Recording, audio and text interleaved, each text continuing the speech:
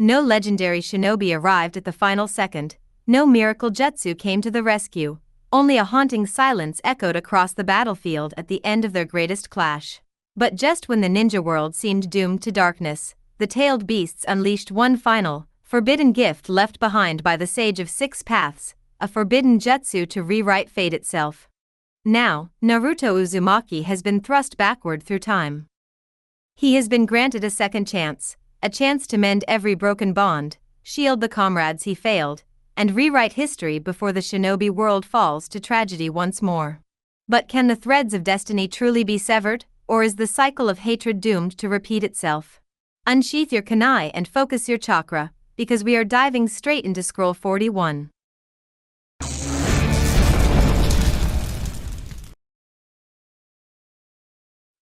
So you two want to volunteer for this mission that I have assigned Kurenai about one Yakumo Kurama? Jiraiya asked, smiling at his godson and goddaughter-in-law. To be anyways, he was convinced it was a matter of time. Yeah, Erosenin. Hinata-chan's eyes allow her to dispel any genjutsu and, well, you know that due to the Kyuubi I can use massive chakra bursts to dispel them as well. Naruto said while trying not to trip over hearing his Bijuu partner's name and use that instead of the Kyuubi alias. Two corrections, the Byakugan might not be able to escape a genjutsu woven and placed by a Manjiku Sharingan, pure hypothetical, not even sure why I mentioned that. But we aren't even sure if demonic reality plays by a similar rule set when it comes to dojutsu due to lack of opportunity to conduct study. As for you, yes, you can escape a genjutsu easily by using a chakra burst, but the problem is that you might even fail to detect that you are under a genjutsu. Jiraiya said in a serious tone. How do I tell him that Kurama can detect it for me? Naruto thought to himself. This sucks, alright, time to start lying to keep a secret. That's why Hinata-chan's here with me. She can detect the genjutsu. Naruto argued back. It wasn't really a lie. You do have a point, and I doubt a Manjiku Sharingan will come into play here, barring something going terribly wrong. Very well, I will tell Kurenai about your request to join her. I don't have a problem, but I won't be forcing her to take you two along if she is unwilling to. Understood? Jiraiya asked. Yup. Excellent, now. By the way, Erosenin? Yeah. Kakashi-sensei told me a bit about how Uzumaki were the masters of Fuinjutsu. Damn it, Kakashi. Why do you tell Naruto everything I wanted to tell him myself? Jiraiya thought to himself in frustration and irritation. His inner monologue self was crying rivers of tears. Somehow Kurama, Kushina, and Minato all knew and were reacting with silent deadpan and sweat drops. Naruto continued. Knowing that, I want to learn it too. And you are a great seal master, so can you teach me? Pretty please? Naruto asked with a smile of an innocent kid pleading. Well, I will be willing to, for a price. Jiraiya said with a little perverted grin. Hinata blinked as her gut feeling began telling her that this perverted sage was about to ask something absolutely annoying. What? Naruto asked with an expression that just screamed that he knew life was about to fuck with him and he was already asking God/S, a despairing WWWHHHHYYYYY. Give me a show of your sexy jutsu. Kami knows how long I have been without any research. Jiraiya said with a straight face. Naruto stared blankly. Hinata's sweat dropped. This pervert is so dead databane. Kushina screamed from the mindscape with popped-up veins on her forehead and clenched fists. Minato looked annoyed but didn't say anything since he already knew all of Jiraiya's antics. He just sighed. Naruto finally answered, bullshit. I put up with a lot of crap from everyone, I'm not even humoring this. I'm calling you out. This has to be a joke. Jiraiya-sama, I believe such demands are detrimental to your title. Hinata stated in a serious but humble tone. Yeah, I was just joking. Geez, you take a joke and ruin all the fun of it. Jiraiya stated in a placating tone that shifted towards grumbling towards the end. I will teach ya. Let's do it this weekend, alright? You got it, Erosenin. Naruto said, grinning. The couple left satisfied. Orthopedics ward, Konoha General Hospital. The whole of Team Guy was there. Lee, of course, had been admitted there ever since his match with Gaara during the preliminary rounds of the Chunin exam. To combat Gaara, the bull-haired ninja had to open at least 4 of the inner gates, and even that wasn't enough to take Suna's Jinchuriki down. Gaara was passable, in taijutsu, a pretty big step up from the unaltered timeline, and his sand acted quite fast, especially whatever controlled his automatic defenses. Though to Lee's credit, he had even forced the red-haired Jinchuriki to utilize ninjutsu to save himself from the onslaught of the hard fist. However, in the end, Lee's body was unable to take the toll, and within 1 minute of slowing down did Gaara manage to get Lee's right arm and leg encased in sand. There was one offer to surrender, but in his stubbornness, Lee kept struggling. The sand tightened its hold and crushed all his bones, muscles, and everything else down to pieces. Though the boy had regained consciousness days after the fight, he had been in constant agony and the doctors had to constantly keep him on pain-relieving medications. The damage was so bad that all of Konoha's doctors had already given up on him. However, with the arrival of the greatest medic of the world of that time, Senju Tsunade, hope was rekindled in Lee and his sensei, Mado Guy. Guy had requested Tsunade to check up on Lee when he had left with Naruto, Hinata, Kiba, and Shino to the land of snow to aid Utakata in rescuing Hataru. Tsunade had kept her end of the deal and had thoroughly examined the boy. But the analysis only confirmed the severity of the damage that had been done. Tsunade knew that she could operate and get this one treated. But she also knew that the operation was extremely dangerous. The fight had caused damage to the nervous system at the spine where those limbs connected and received their input and sent out output. The probability of succeeding was just 50%, and it all depended on the willpower of the patient. And since Lee didn't have any parents, Tsunade had to wait for Guy, who as Lee's Jonin sensei was also technically his legal guardian. And since the surgery was risky and Lee was still not a Chunin who could sign off such an operation on himself, Guy had to be the one to sign the required documents. And so here they were. Tsunade didn't want to keep anything away from anyone, including Lee. She decided that it was only fair that all of them knew exactly what risks were involved. Tsunade-sama? Guy asked humbly and brought Tsunade out of her musings. Yes, Guy. Listen. First of all, I want to start off with the fact that it is indeed possible to repair these injuries and have Lee walk. The blonde medic Nin stated. Really, Tsunade-sama? Is that true? Lee almost screamed. I will be forever grateful to you. As long as the flames of my youth burn, I will do any errand you ask of me. Lee yelled. Tsunade raised her hand and her expression became serious. While it is indeed true that you can walk, Lee. But there are certain things I need you all to understand before we go with this surgery. Is it risky, Tsunade-sama? Guy questioned. The slug princess nodded with closed eyes before continuing. Here is the problem, the surgery is very complicated, that is if I am being generous with my wordings.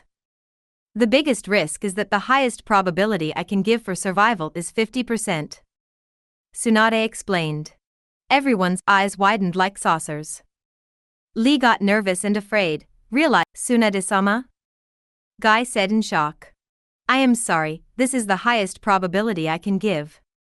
Shizune and myself have discussed this extensively as well as all the doctors that have attended Lee. This is the conclusion we arrived at. Nothing more, nothing less. There are other risks involved as well. For example, the nervous system could fail and it could lead to paralysis of his entire right side. Nobody could say anything. The weight of things had silenced them. Had you been a civilian, I might not have told this to you directly.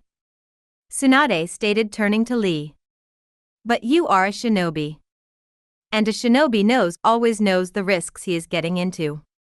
A shinobi knows that he might not return from a mission alive.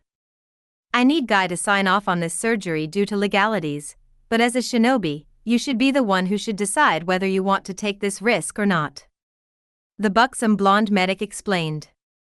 I know you all need to discuss this before coming to a decision. So, I will wait outside. Take your time. Saying that, Tsunade left the room.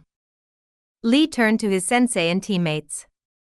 It was obvious, he wanted to walk, he wanted to run, and he wanted to continue going on missions with them.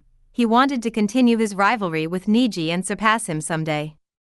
He wanted it, and for that he now needed to make a decision. I want to walk, Gai-sensei. Lee stated in an emotional tone. Lee. Neji said in a low tone. My boy, I also want you to walk. You are my pride and joy, Lee, all three of you. And nothing would make me happier to see you walk and be happy. Gai-sensei, but, the complications, I don't want to die so early, without achieving anything. I am sorry for sounding so cowardly. What are you saying, my boy? It is human nature to be afraid of death. Why should you be ashamed of admitting it? But you are unlike any other. Your flames of youth always burn brightly. You overcame your inability of using chakra to become a shinobi in a world where chakra is everything. You went toe-to-toe with someone inside whom a Bijuu was sealed. No normal shinobi can take on a Jinchuriki and live to tell the tale. You are a truly extraordinary human, Lee. You should always be proud of yourself. As for this surgery, as a doctor, Tsunade-sama may say that the chances of survival are 50%, but as your sensei, I have seen you grow to achieve things nobody could have expected you to achieve. You overcame your weakness of being unable to mold chakra. You stood and fought against strong ninja and earned their respect. Your ever so brightly burning flames of youth will ensure that you will come out of that surgery, walking on your own two legs. Believe in yourself, Lee, nothing will ever go wrong. Anyone else might have a 50% chance of survival. But you, my boy, I have no doubt in my heart that you have a 150% chance of survival. Prove to Tsunade-sama what a fighter you are, Lee. Show them how brightly your flames of youth burn. Gai said with his youthful grin and flashed a thumbs up. Gai-sensei Lee almost began weeping. And the taijutsu expert hugged his student. Neji began speaking. That fight against Naruto changed my perception that fate, but I should have woken up to that fact long ago. You defied fate. You became a ninja who I would consider my rival, you who couldn't even conjure up chakra to cast the simplest of jutsu. You have already proved that you can defy fate, my friend. I should have understood that without needing Naruto's Rasengan. As far as you are concerned, as someone who has defied fate already, doing it once more should not be something too complicated. I will be looking forward all our spars after this. The Hyuga prodigy said with a little smile. Neji. Lee was shocked. He didn't know that the ever-stuck-up Neji could say such encouraging words. Neji and Gai-sensei are right, Lee, you can do it. Tenten encouraged with a smile. Everyone. Lee began crying. Thank you. Gai immediately hugged Lee. Neji sighed. Well, just this once, perhaps. And joined the hug. I guess it won't be too bad. Said Tenten and joined the hug as well. Outside the room, Tsunade smiled. These kids are something else. She looked up. Grandfather, granduncle, Dan, Nawaki. Are you watching them? You really created a village worth protecting and dying for. Your wills of fire have been passed on so strongly, you should all be proud. Tsunade said looking upwards. I guess they have a decision, and I am not really surprised about it. The legendary medic walked off to begin preparations for the surgery. She didn't wish to waste any more time on this. Concurrently, Jiraiya through his summons informed Kurenai about the intentions of Naruto and Hinata to volunteer to help her deal with Yakumo's problem. The Genjutsu mistress was already interested to know how Naruto's ability to dispel Genjutsu worked and whether or not he could detect being under a Genjutsu. She knew how Hinata's Byakugan was able to detect and dispel Genjutsu, but she was intrigued about Naruto's capabilities in that regard. She went to look for the blonde, and found him in a training ground doing some wind chakra control exercises with a few clones. Time to attack. The red-eyed woman went through quick hand seals. And Naruto was intrigued when he saw a vine rising from the ground. Huh? But before he could ponder further, the vines shot out and wrapped around his legs and quickly had him bound tightly and raised above the ground. Genjutsu. And Kurama snapped his claws. The vines vanished. Naruto saw Kurenai standing before him. Kurenai-sensei? What was that for? The blonde couldn't help but ask. I heard about you volunteering to help me with the issue of Kurama Yakumo. However, I am unfortunately unaware of how capable you are in genjutsu detection and dispelling. So, I decided to test it out. The genjutsu mistress stated. Oh, so you want to spar? Naruto asked, smirking. You may consider it that way. All right. Naruto grinned, bumped his fist with his open palm. Bring it on, Databeo. Prepare yourself. Kurenai said, smirking as well. And then she dissolved in petals of cherry blossom.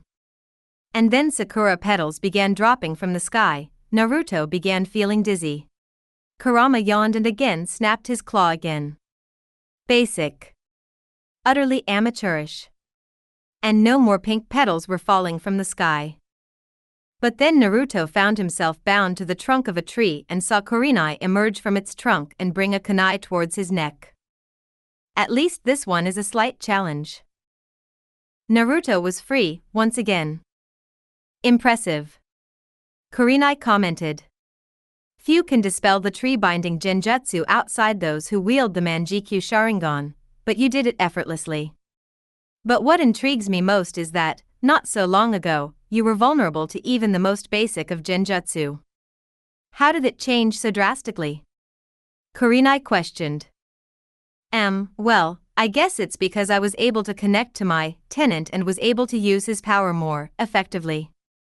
Naruto said somewhat nervously. Kurenai's eyes widened in concern when she heard that Naruto had begun using the power of the Bijuu inside him. Like many, she was a victim of a lack of proper information. Some of which was never shared because of Bijuu getting pissed at humans, while other bits were lost because of humanity's short and often self-serving memory scrubbing details that might be inconvenient to a narrative. And you don't get overtaken. Tisk. Kurama scowled in irritation and shook his head. Well, Ero Sennin has verified that my seal is holding perfectly. Naruto said, rubbing the back of his head. Alright, if Jiraiya-sama is confident about it, then I can leave it at that. Phew, Naruto released an inward sigh of relief. Kurenai-sensei is sharp. Had she pried further, I don't know if I could have managed to keep everything from her.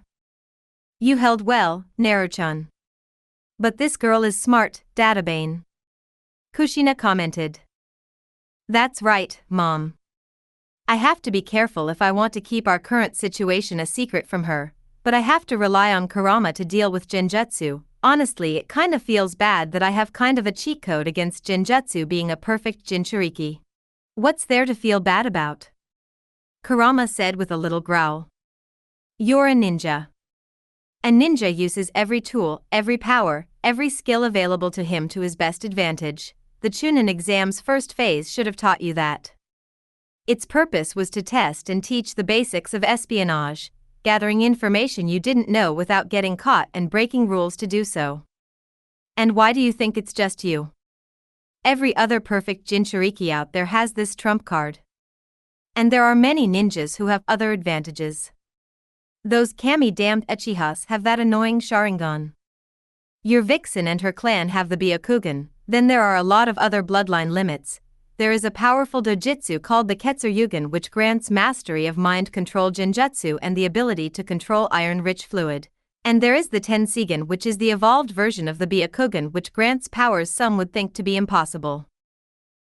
There is the Rinnegan, the eyes that my father, the sage of the six paths, had, and I have heard of an even more powerful dojutsu called the Jugen, the pure eye, the true eyes of gods. And that's just talking about eyes. There are those with chakra-based bloodlines, like that ice release boy. There is a whole clan out there which Kakashi and your father talked about earlier who can inherently gather and use nature chakra, without ever training to be a sage. And there are so many bloodlines around that it is difficult to keep account. So, what are you babbling about, Gaki? You have an advantage, use it to the fullest. This is a ninja world and this is how this world works. Kurama explained aloud. You know what, you are right, Kurama. I am always right. Kurama stated evenly as though it were a fact. Arrogant fuzzball. Naruto said in a deadpan tone. I hate that nickname. Kurama growled in pretend irritation. Naruto flashed his tongue at the Kyuubi before exiting the mindscape. Kurenai meanwhile was thinking to herself about the test she had put Naruto through. I want to continue this a bit more. She commented.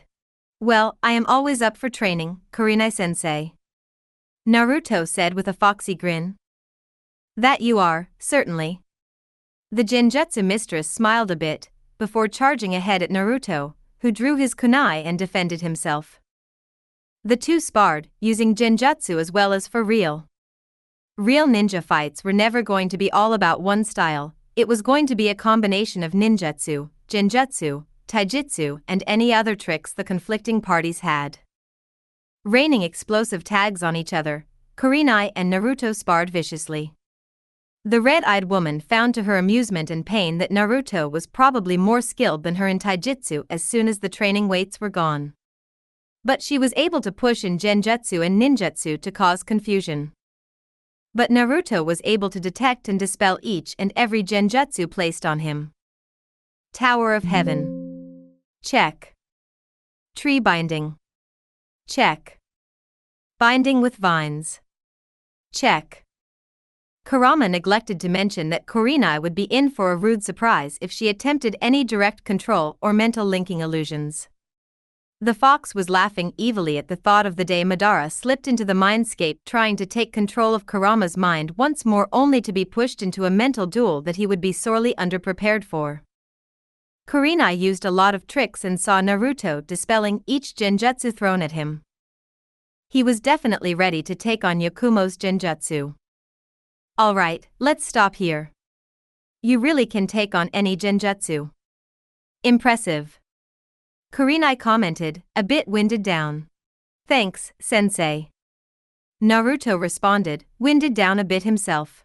Alright, you and Hinata are to show up at this place tomorrow. The Kurama clan mansion is a little bit outside the village but not that far.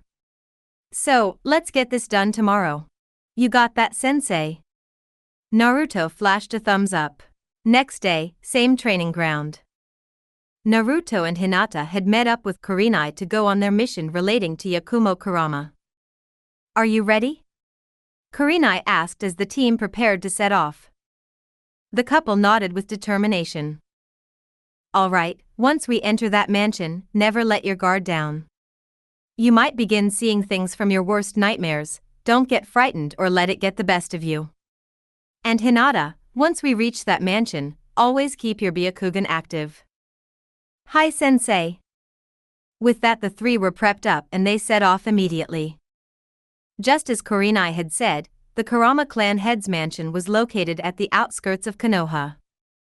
It was a large 2-story mansion. It looks spooky. Naruto commented. Kurenai looked at the place. Get on guard, kids. She commanded. And the two complied.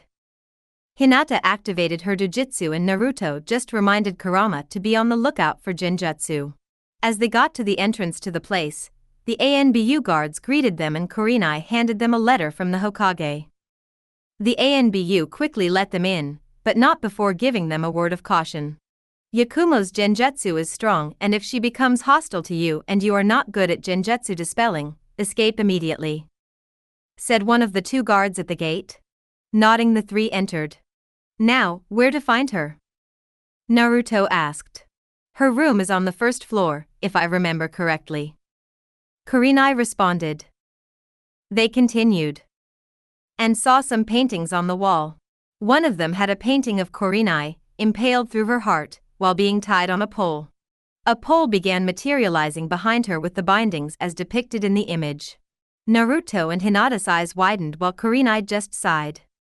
"Kai," she whispered silently. The painting and its materializing contents vanished. Naruto and Hinata didn't waste a second in breaking the remnants of the illusion on themselves, and they moved forward. If demonic reality could inflict its effect based on paintings, then leaving an illusion of a painting in effect sounded like a bad idea. They didn't know how far along the seal decay was. If it was fully decayed. Too many unknowns to demonic reality to leave anything to chance. There were some other paintings of various things, including that painting of the academy being struck by a thunderbolt and burning down. But neither the Jonin nor the young couple were hindered. And they continued to the first floor and to Yakumo's room. The door was locked obviously. But instead of knocking, Kurenai took a key out and unlocked the door nonchalantly. Before entering, she took a deep breath. "After me," she ordered, and entered the room. Inside, the scene wasn't out of the ordinary, but it was disturbing in its own way. The girl sitting on her bed stared blankly at her unannounced visitors. Her eyes were dull, like she was brain dead or just dead. Her eyes gained something resembling light to them as she realized people had walked in. Her glance became tense and hateful when she saw Kurenai. "Kurenai." Yakumo almost hissed. "Yakumo-chan." Kurenai said back, but in a tone of sympathy and regret. "Why did you come back?" Yakumo asked, vitriol evident in her tone. "To fulfill the promise I made to you." "Shut up. You are a liar. That promise was a ruse to get close to me, get through my guard and kill me," Yakumo yelled. And for the visitors, the atmosphere began changing. Hinata's Byakugan was active. But she suddenly saw Kurenai taking out a kunai, stabbing it into Naruto's throat. Blood gushed out of her boyfriend's throat and he fell on the ground lifeless. "Now that takes care of this village's burden," she heard the Jonin say with a little smirk. Her eyes widened. She couldn't believe it. "New Naruto!" She screamed and dived towards the lifeless body of her beloved. "What did you think you were doing? Naruto-kun. A burden. Do you have any idea what burden he has been bearing? I will never forgive you." She yelled in pain, disbelief, betrayal, and heartbreak, and plunged at Kurenai, who only said, "Snap out of it." Hinata didn't know when someone strongly grabbed her hand, put another hand on her head. Then came a huge rush of warm chakra, of a reddish hue. Kai. No more dead and bloodied Naruto lying on the floor. Hinata was crying. But the warm hands holding her from behind were unmistakably her Naruto-kun's. She turned back and saw him staring at her in concern. "Hime, everything is all right," he said in a reassuring tone. Hinata hugged him tightly, but slowly realized what had happened as her hands gripped Naruto's shoulders. Shocked, Hinata stared at Yakumo, who was only staring at her with an amused look on her face. "I allowed myself to be fooled. So, her genjutsu can fool the Byakugan," Kurenai commented. "Even with your bloodline limit sealed off, your genjutsu is still strong as ever. I don't need compliments from the likes of you, and your seal began failing days ago. I'm just trying to get used to my reclaimed power. To fully reclaim what you tried to take away from me." Yakumo yelled and went through some hand seals. Now Hinata saw Naruto plunging at Kurenai with a kunai in hand. No more being fooled. Kai.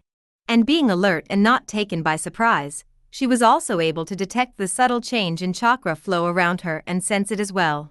And everything went back to normal. Yakumo's eyes hardened. And then they were all hit by a powerful explosion and were blown back. And everything went dark.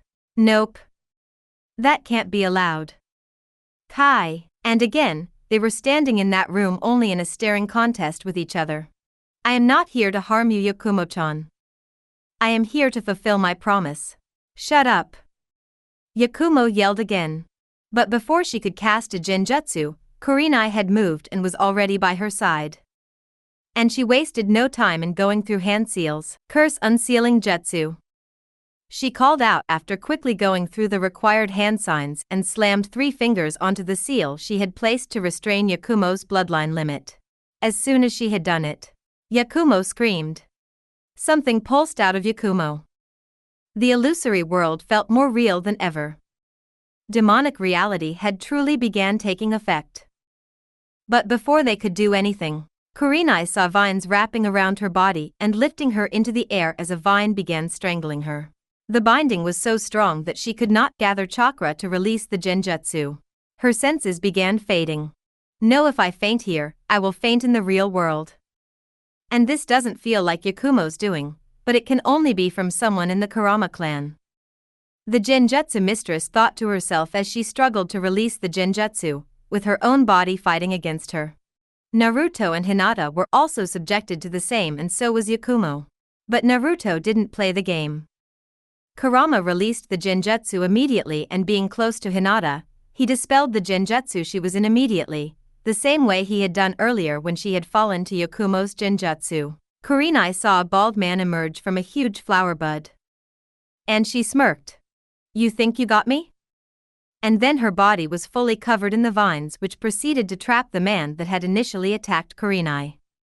You are the one that's been trapped. Kurenai taunted as she emerged from a violet flower bud herself. But then another group of vines attacked her and tried to restrain her as a flower bud rose up from the ground to reveal an old man with light brownish hair. Unkai. Kurenai scowled as she proceeded with the hand seals to defend herself and cast a genjutsu of her own. But Naruto and Hinata were acting even faster and were already engaging him in taijutsu, forcing him to defend himself and making him unable to cast a genjutsu, which he excelled at. What do you want? Naruto asked in a serious tone as he and Hinata kept attacking, but they were careful to only keep the man engaged to allow themselves to get him to talk before taking him out. You naive kids don't understand that this girl needs to be eliminated immediately. And what were you thinking removing her seal like that? Do you have any idea what she can do and has done? The Hokage ordered that she be brought back into the fold. Her skills are incredible. And she deserves to have a chance at being a ninja and achieve her dreams. Naruto yelled back. Idiot. She is so unstable that she can have everyone in this village killed by plunging the village itself into a genjutsu. Huh? Every Kurama clan member, when their bloodline matures, has to confront their inner demon, the Ito. The more powerful they are, the more powerful the Ito. And if anyone fails to conquer the Ito takes over and makes that person lose all their sanity and self and become nothing more than an evil spirit who has to be slain. And this girl, her bloodline limit is the strongest in generations. The first of us to truly hold the full power of demonic reality since Second Great Ninja War. She is clearly not capable of defeating her Ito. And if her Ito takes over, she can kill everyone in this village at worst. The old man yelled. And what makes you believe that she can't conquer her Ito? Have you ever given her a chance to do it? Who are you to decide whether she gets to live or die? Or are you just jealous that she has that power and you don't? Naruto demanded.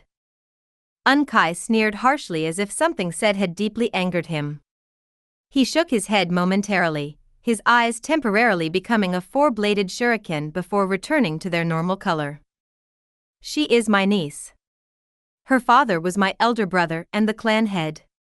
You want to know why I think she can't conquer it? Listen, brat. Her Ito almost took over once already, and the result was that she killed her parents and all the attendants of the house that night, and she was only 7. She can't control it. I have been pleading to the Hokage to have her eliminated. To the Sandame and to the Godame. But they both insisted on letting her live and expressed confidence in that woman, who was adamant that she can become a ninja instead. Such nonsense can't be allowed to go on. To hell with Jiraiya and the authority of the Hokage. I'm doing this to protect the village, to preserve its very foundation. Yakumo had also been captured by the genjutsu-created vines. But she heard her uncle's words. I killed my parents? She mumbled in horror. I am the monster? Unkai's eyes widened. She has to be killed now. And he rushed towards the girl with a kunai in hand. Not when we are here. Shadow clone jutsu. 2 shadow clones popped by Hinata's side and she didn't need to be told what to do, she jumped onto their palms. Wind style, gale palm. The clones gathered wind chakra on their palms and launched Hinata towards Unkai. You are within my range of divination. The lavender-eyed girl called out clinically. 2 palms. 4 palms. 8 palms. 16 palms. 32 palms. And Unkai was lying on the floor reeling as Hinata landed on the floor. But the chaos was not yet over. The vines restraining Yakumo vanished as Naruto and Hinata knocked Unkai down swiftly. But she had heard Unkai's words and some mud over a black substance over a nearby painting receded to reveal a burning Kurama mansion.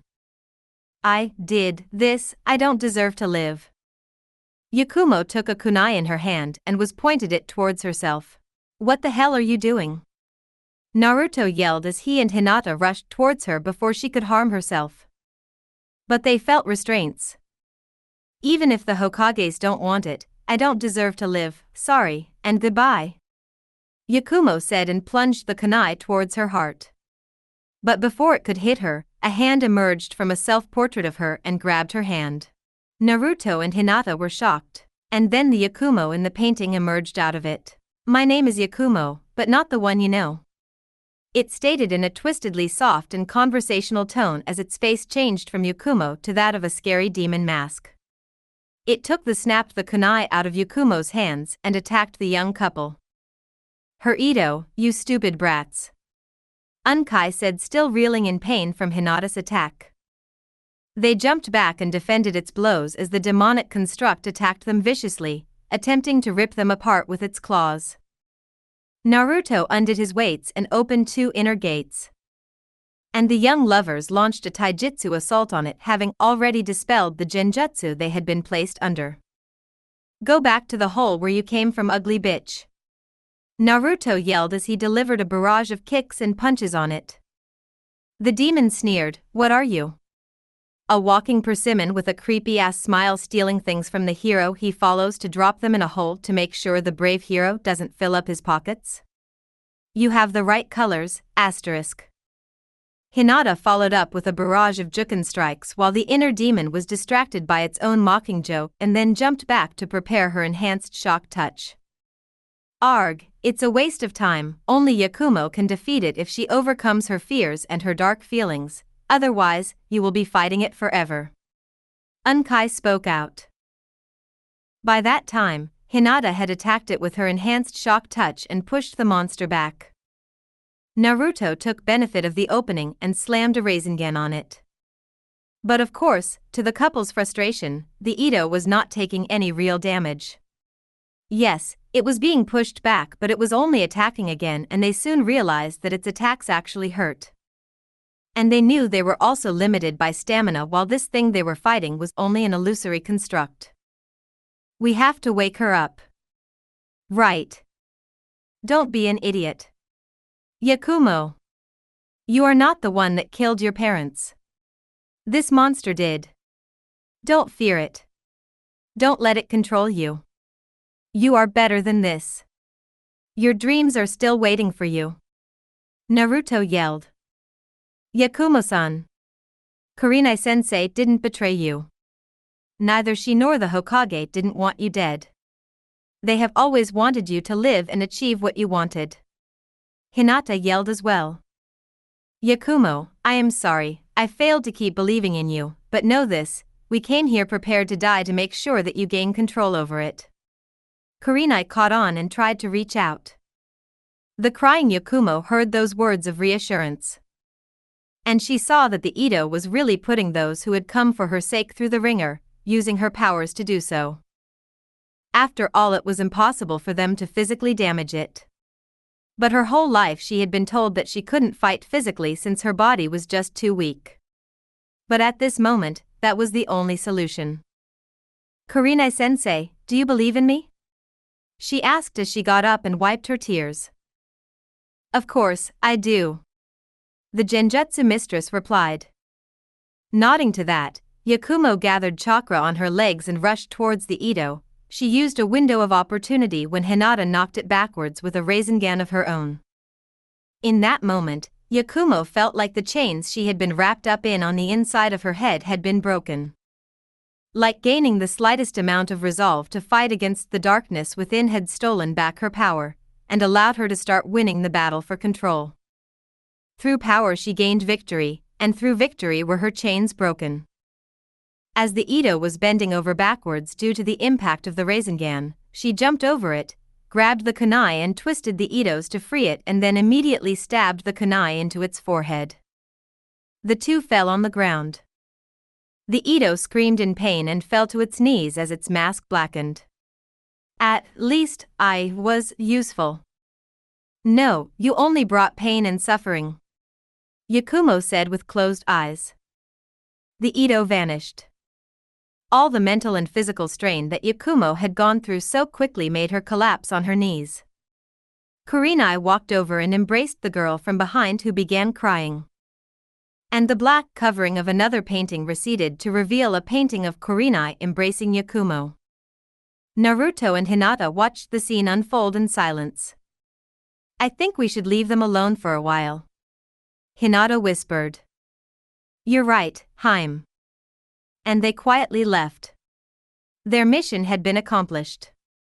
Once outside the mansion, Hinata once again tightly embraced her boyfriend. What happened, Haim? You seem shaken? I know it was a genjutsu, but she made me see Kurenai-sensei stabbing you to death. I lost control and I was going to kill her since she called you a burden to the village. I am sorry, I fell for it, I really got weak. Well, I am sure if she had made me see something similar, then I would have fallen for it. When it comes to you, Haim, rationality or anything else doesn't work, my feelings and my heart take over. Naruto admitted. It's the same for me, maybe even worse. Hinata admitted. I am sorry, I became a weakness for you. But I guess every ninja has a weakness. You are my weakness, Haim. So, I will be needing you to cover for me there. The blonde admitted and asked softly. I need to get even stronger to make sure of that. But I promise, I won't let an enemy use me to defeat you. I promise. But you promise me the same thing in return too? Hinata demanded. Naruto rubbed his Haim's back. He understood how shaken she had been, even though it was a very quick occurrence and all of it was an illusion. I promise, Haim. I love you. I love you too. The two then walked a bit more and sat down on the grass, relaxing a bit and still holding hands. They reflected internally what they had gone through during this little mission and what they needed to work on. For starters, Hinata needed to better her genjutsu sensing. Her dispelling capability was perfect. She had recognized the subtle changes in the chakra flow in the surroundings when a Kurama clan member casted a genjutsu. She needed to train more on it. And since Yakumo was no longer an issue, I wish to train with Yakumo-san to better my genjutsu sensing. Yeah, I don't have this problem due to Kurama, who can detect genjutsu for me, but still, I need to train just in case Kurama is unable to dispel a genjutsu. He told me that he can be exhausted and be needing to sleep if we went all out fighting for over 3 days constantly. That sounds too specific to not have happened before, so, in case that ever happens, I need to have the capabilities to dispel genjutsu myself. So, let's train with her together. Naruto said in support of the decision. Konoha Prison, a few hours later. Jiraiya and a raven-masked Bijuu woman stared at Unkai. The Kurama clan head had been placed under arrest as soon as the situation was resolved. Unkai was known to be hot-headed and defy orders in the stricter sense, but he was also known to be loyal when the cards came down and usually kept the spirit of an order he defied. Testimonies had been gathered, and it contradicted official record. Unkai claimed that he had been pushing for Yakumo to be killed for years now, that didn't add up against official record, which showed that he pushed for alternative means of containing Yakumo and potentially move past the setback. But he did point out that killing Yakumo should never be off the table due to the Ito and the damage she could do. Though the records did state that subtly, ever since a certain clan massacre, had Unkai began to push for killing Yakumo. Something didn't make sense, until someone said that Unkai had a brief breakdown and a rather odd detail about Unkai's eyes in something he said. Jiraiya ordered Unkai's equipment examined, and all of his kunai came back as laced with a drug concoction designed to induce false death or comatose states. Unkai spoke, "I have nothing to say to a foolish oaf wearing the robes of the Hokage. You will get no respect from me." Jiraiya laughed, "Wouldn't blame you. Honestly, it's hard enough trying to respect myself." Jiraiya lost the jovial tone and focused intently on Unkai. "Why did you change so suddenly regarding Yakumo?" "You already know. I told you. You wouldn't listen. Yakumo was a threat to the entire village. I moved to protect the foundations of our village." The ANBU spoke softly, "Hokage-sama, it would seem that the subject is resistant to further interrogation." Jiraiya sighed, "Only been in the job a few weeks and you already know that much, but you are right. I was hoping he would slip and spill some things Danzo might be convinced we already know." Raven's hand squeezed tight at the mention of Danzo. After all, she was one of thousands of those that had been permanently scarred due to the bandaged Warhawk's unending schemes. Jiraiya ordered, "Raven, check Unkai." Raven nodded. The Yakumo clansman sneered as she knelt down, her brown eyes boring into his black eyes. Unkai went pale as brown eyes began swirling into other dark colors. A faint blood-red glow exited her mask's eye holes. Unkai slumped as his black eyes became red and black, with the Hokage and Raven seeing what they both knew to be the Manjikyu symbol for Koto Amatsukami from Hiruzen's records regarding Shursui, a four-bladed shuriken. Raven held the power to expose outside influences controlling a person's actions, should they be jutsu-based. They honestly didn't know how far this ability went. Raven had only been cleared for active duty recently, and they didn't have a manual for how this evolution to her abilities worked. The only thing they could intuit was that the ability was born from Itachi's confession regarding Danzo putting him up to killing the clan. An outside influence forcing someone to do something they would have never considered otherwise. Jiraiya scowled, "That makes sense, and also complicates this whole situation. Fucking hell, Danzo needs to be put down as soon as possible, and yet we can't prove enough to justify burning our entire Deep Black Ops division." Jiraiya thought for a moment before speaking again, "Good work, Raven, but that will be all. Report to your captain, and if sends you out, make sure no one sees your eyes." Raven nodded and left. Jiraiya stared up at the ceiling with undisguised contempt for Danzo plastered onto his face. Odo, that night. Orochimaru was feeling satisfied? No, that wasn't the right word. Sasami had returned from her latest mission with barely any recordable improvements. The Fuma clan had become one of Orochimaru's favorite playthings for his modification experiments. Several Fuma clan members subjected themselves zealously to Orochimaru's experiments, and through the course of 50 procedures each, gained power and abilities before devolving into monsters. The monsters had been put into storage. Better to keep them in stasis until the opportunity to use them at their fullest was presented. Erashur Fuma, Sasami's big brother, had been subjected to over 100 various enhancement procedures before his mind collapsed beneath his power, and 10 more before his body warped as even the outermost vestiges of humanity collapsed. Sasami had been subjected to barely even 10 and yet had little to no gain from it. Perhaps minor tangential gains like improved muscle fibers or something, but no major boost in power, nor did she manifested a bloodline like the research stolen from Danzo suggested she might. Orochimaru suppressed a spark of rage. The mission to extract Sasuke from Konoha had led to Kimimaro attacking the retrieval team. Danzo now had both Project Chimera and a theoretically unlimited supply of Kimimaro's DNA for use to attempt to impart dead bone pulse to his agents. All it took was harvesting the various bones Kimimaro expended throughout the battle, cultivate them in a way that allowed the bones to restart the blood cell production process, and then Danzo would have an infinite supply of full DNA to harvest from white blood cells. Orochimaru had been driven to tears by the amount of wannabe mad scientists who believed a mere blood sample was enough for cloning or any DNA copying procedure. The numerous red blood cells didn't contain full copies of the DNA, the far fewer white blood cells did. Orochimaru would be holding Kimimaro back should Danzo necessitate further action whilst also making plans to take Project Chimera for himself. Acquired samples from Pain and Itachi practically guaranteed his success, should he have access to the last remnant of Hiriko's beautifully twisted mind. Honestly, at this point, the Snake Sannin just wanted Sasami to manifest Kadamaru's bloodline so he had a source for samples should he gain access to Project Chimera. Alas, hedging his bets with further experimentation was no longer an option. Sasami had entered into a contract with a creature that had been terrorizing the last civilians in the Land of Sound. Had to give the appearance that Oto was a proper village after all. Especially if further operations in the mold of the Konoha Crush were to succeed now that Konoha and Suna and Kyumo were onto him. Any attempts to try and force Sasami into giving the contract to others led to the creature reverse summoning itself and revealing that the contract that was signed gave it the ability to hear and see through Sasami and that it was not going to become a pawn for Orochimaru, now allow him to reduce Sasami into merely the girl holding its leash.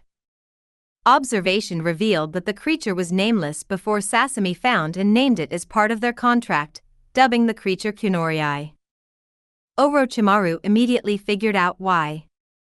Tearing apart syllables to a proper referral to the creature as a ghost spider, Kumo no Yurii, to reach the name. The creature appeared to be a massive 10-legged spider with crab-like claws for forelegs, wreathed in ever-burning flames, and large enough to eat men whole. He supposed the name worked even if on the nose. No record from the past mentioned this creature, which led Orochimaru to two possibilities. 1. The creature was from outside of the elemental nations, or 2. It was from even further beyond the nations, from outside this world. Either way, this was an unknown that Orochimaru desired to be corrected. If only Mugen were still contactable, then he could provide the answer. The creature was an odd combination of passive and bloodthirsty, preferring to stay hidden but more than willing to answer Sasami's call in order to spill blood. Best to keep Sasami close, discontinuing her mandatory subjection to enhancement procedures in order to keep her healthy while also enabling Orochimaru to use the creature to further his own goals, and keeping it in arm's reach to squash should it become a liability. Kabuto entered and interrupted Orochimaru's musings. Pardon the intrusion, Orochimaru-sama, but a package has arrived from Summon Island. Orochimaru chuckled. Summon Island was one of his better investments. Shin had temporarily re-emerged a few years back and alerted him to the existence of the island full of biological scientists and geneticists working on creating order made summon creatures comparable to the various clans scattered throughout the nations, and he gladly contributed corpses from Manda's brood that had failed. Manda had no desire for the failures' bodies to be returned to his cave. This earned Oto discounts for investing in their research. Orochimaru smirked as he signed his name and summoned his new pets. Massive lizard-like creatures with horns that stood in bipedal stances, with claws sharp enough to cleave through swords with the muscles they were attached to. The contract listed them as death chameleons, but that felt cheap. Orochimaru smirked. I think I'll call them Death Claws. And that is where we seal away today's broadcast. Scroll 41 has completely shifted the tides of war, and Naruto's second chance at altering history is only just beginning. With the 9 Bijuu placing the fate of the world onto Naruto's shoulders once again, the future of the shinobi world hangs in a delicate balance, but destiny is a formidable foe that won't be defeated easily. Will Naruto be able to master the past and protect his precious people this time around? Or will the harsh reality of the ninja world break him again? If you are ready to follow this shinobi path with me, weave those hand signs to smash the like button, subscribe to the clan, and strike the notification bell so you never miss the next chapter of his journey. Drop your strategies in the comments below. What is the very first mistake Naruto needs to fix now that he has traveled back in time? Thank you for watching. Keep your will of fire burning, and I will see you on the next mission. Believe it.